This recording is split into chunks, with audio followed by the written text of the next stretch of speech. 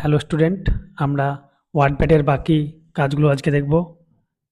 তাহলে প্রথমে আমরা ওয়ার্ডপ্যাড সার্চ করে নেব। ওয়ার্ডপ্যাড এটা তো প্রত্যেক দিনই দেখাই তোমাদের ওপেন করা, এখান থেকে ওপেন। এটা ওয়ার্ডপ্যাড। ওয়ার্ডপ্যাডের আমাদের কী কী কাজ হয়েছিল? Clipboard, front, paragraph, insert. Insert পর্যন্ত হয়েছিল, ঠিক আছে। হোম ট্যাবের ইনসার্ট পর্যন্ত আমাদের এতদূর পর্যন্ত কাজ হয়ে গেছে, আগের ভিডিওতে তোমরা দেখেছো। বাকি আজ দেখবো এডিটিং।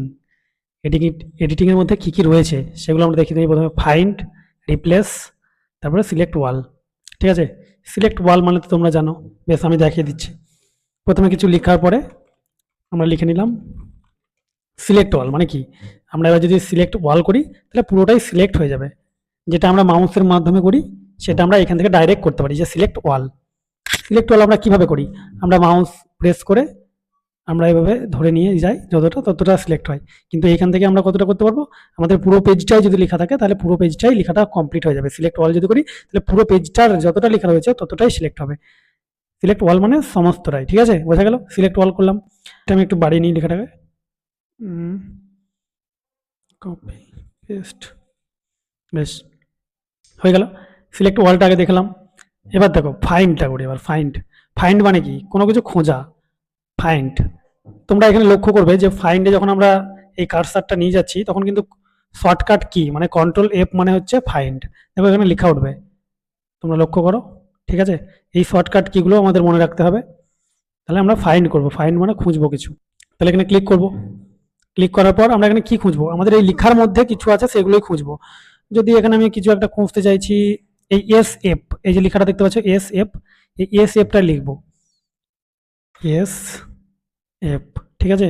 দেখো এবার যদি ফাইন্ড করি, ফাইন্ড, দেখো আমাদেরকে এখানে মার্ক করে দিল যে হ্যাঁ এখানে এস এফটা রয়েছে। এবার যদি আমি যতবার ওই ফাইন্ড নেক্সট করব, এবার পরপর এই লেখাগুলোর মধ্যে যত লাইনে যতবার ওই এস এফটা রয়েছে ততবার আমাদেরকে দেখাবে ফাইন্ডের এখানে ক্লিক করলে। এই ক্লিক করলাম, দেখো আবার দেখাচ্ছে পরেরটা, ক্লিক করলাম পরেরটা দেখাচ্ছে, আবার ক্লিক করলাম পরেরটা দেখাচ্ছে। বোঝা গেল? তাহলে বোঝা গেল ফাইন্ডের কাজ। ফাইন্ড মানে লেখার মধ্যে আমরা কোনো কিছু ওয়ার্ড বা কোনো কিছু কিছু একটা ধরো কোনো একটা লেটার ফাইন্ড করতে চাইছি, খুঁজতে চাইছি, তখন আমরা এখান থেকে ফাইন্ড করতে পারবো।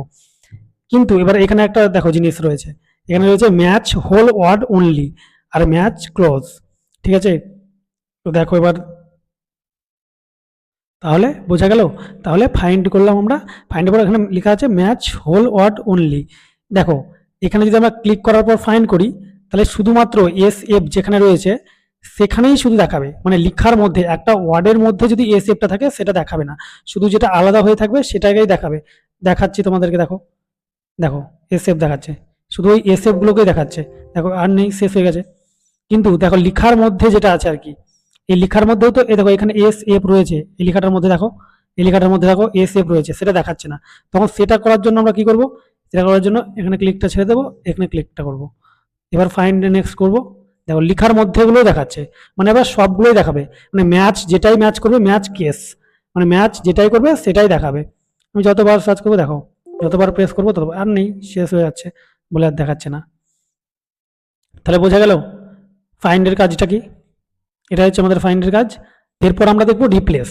রিপ্লেসে ক্লিক করব। রিপ্লেসের পর আমরা রিপ্লেস কি করতে চাই, কোন শব্দটাকে রিপ্লেস করতে চাই। এখানে দেখো আমি দা, এই যে দা লেখা আছে টিএইচই, এটাকে আমি রিপ্লেস করব। তার জন্য কি করতে হবে? আমি এখানে ক্লিক করব, এখানে লিখবো এবার টিএইচই, ঠিক আছে। রিপ্লেসের জায়গায় মানে আমি রিপ্লেস করে কি লিখতে চাই, ওখানে দা, যেখানে এখানে দা লেখা আছে এখানে আমি লিখতে চাই ওয়াল, ঠিক আছে।